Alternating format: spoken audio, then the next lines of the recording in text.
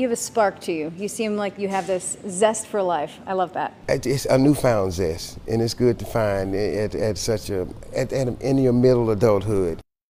Yeah, a story of transformation, empowerment, and yes, a new zest for life. Community on the Rise, our WVTM 13 Project Community Champion tonight, embracing our neighbors who experience homelessness. Community on the Rise and the whole program gave me the opportunity, like I said, save my money, get things going, and now I'm able to purchase my own home. Where many doors have been slammed shut, there's a place downtown Birmingham that stands as an exception. Community on the Rise, opening its door to people who have faced countless barriers. When you do walk through the door, you immediately get a sense of peace. Talk about how you made this really an oasis. There is a lot of pain and trauma that folks from our community have experienced, and so we want to be a space, an oasis, like you said, that offers community and a breath.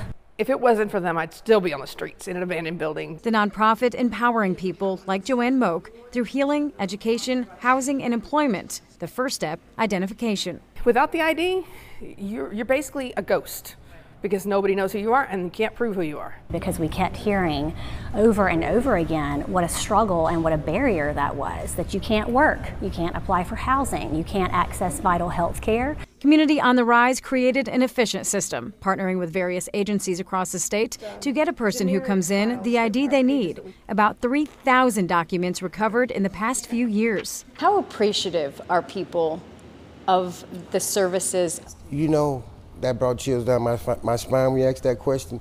The joy people have when they reobtain their documents, but they leave out that door confident. Unique pieces of recycled plastics. Within these walls, employment meets purpose. Would you like to see the workshop? In creating something beautiful we'd normally just throw away. So we are actually the only nonprofit in Alabama recycling number 5 plastic here on site, and it is survivors of homelessness who are doing that work. Most yogurts, cottage cheeses are in a number 5 container. We take this and we cut it up with scissors into smaller pieces, and then we put it in our shredder.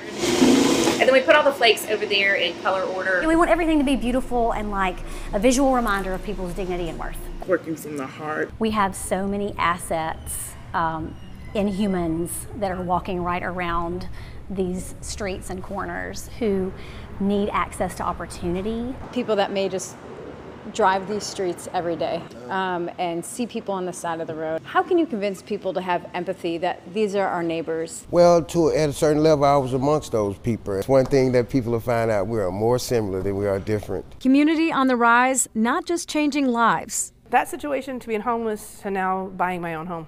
They are changing the world around them. It's a whole new paradigm of thinking. People stop littering around the door. And then to see all of the gifts and strengths that already existed begin to blossom all over again, there is nothing like that.